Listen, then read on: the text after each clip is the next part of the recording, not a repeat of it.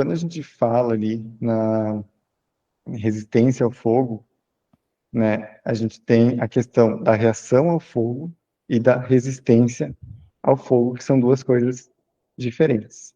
Então, reação ao fogo é quando o produto ele sofre ignição e vai propagando a sua chama depois que ele sofreu essa ignição, como é o caso, por exemplo, do que aconteceu nos revestimentos da Boate Kiss. Então, os revestimentos, eles tiveram contato com uma chama, então esse revestimento sofreu ignição, essa chama se propagou. O material é o quê? Ele reage ao fogo. Quando você colocar uma chama em contato com a barra, o fogo não vai se propagar.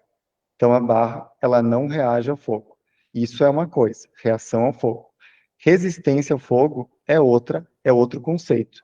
Quando a gente fala em segurança de uma estrutura de concreto armado, a gente está falando em resistência da estrutura ao fogo.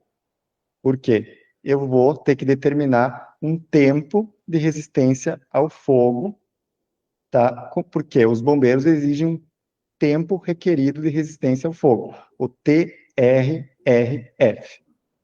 E o meu elemento estrutural precisa ter um determinado TRF, um tempo de resistência ao fogo que seja maior que o tempo requerido de resistência ao fogo, para que ele se enquadre nas normas de segurança contra incêndio.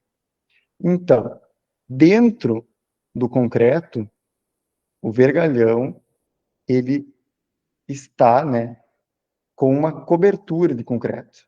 Então, da mesma forma que o aço, quando ele está dentro da estrutura de concreto armado, eu tenho um gradiente de temperatura. Se no meu ambiente, na temperatura de flashover, que é a temperatura onde todos os elementos daquele ambiente, daquela sala, por exemplo, estão sofrendo combustão e não tem como mais salvar, numa edificação residencial, geralmente chega ali na faixa de 700 a 800. Dentro do meu elemento estrutural, a temperatura não é a temperatura do flashover, não é 700, 800. Essa temperatura é menor. Por quê? Porque eu tenho uma cobertura de concreto que está protegendo a minha armadura, está protegendo o meu reforço. Então, esse gradiente de temperatura, ele vai resistir a um determinado tempo. Então, até a temperatura atingir a armadura, vai demorar um determinado tempo.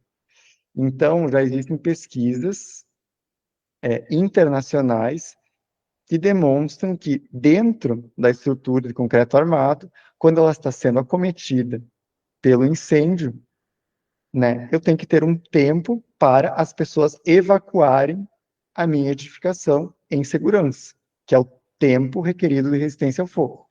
Então, os elementos com o vergalhão de GFRP, eles, conforme as demonstrações de alguns dos trabalhos que vêm sendo feitos nessa linha de pesquisa, como elementos de compartimentação vertical e horizontal, eles demonstram que antes do colapso vai superar, né, o meu tempo de resistência ao fogo vai ser maior que o tempo requerido pelos bombeiros. Ou seja, dentro da minha estrutura, o vergalhão ele está em segurança, vai dar tempo das pessoas evacuarem a edificação antes da estrutura colapsar, antes da Nossa, temperatura chegar lá dentro e fazer com que o produto, né, perca suas propriedades. Porque o aço também, o aço quando ele chegar ali nos 400, 300, 400 graus Celsius, ele também, uma estrutura metálica, por exemplo. Uma estrutura metálica, ela vai cair um telhado que ele tem lá as tesouras, né,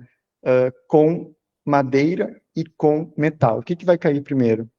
Vai cair a tesoura com metal, porque a madeira, ela é muito mais resistente em termos de tempo de resistência ao fogo que o aço. Um contato direto ali com o aço, ele vai esquentar rapidamente e a estrutura já vai colapsar. Enquanto que a madeira, ela ainda vai ter um tempo até ela colapsar.